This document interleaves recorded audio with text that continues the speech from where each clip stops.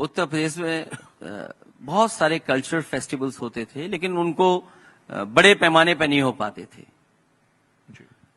उदाहरण के लिए होली का त्योहार जब हम फूलों रंग से खेलते थे तो कई बार लोग उसको अवॉइड करते थे, कई बार लोग शामिल नहीं होते थे आकर के।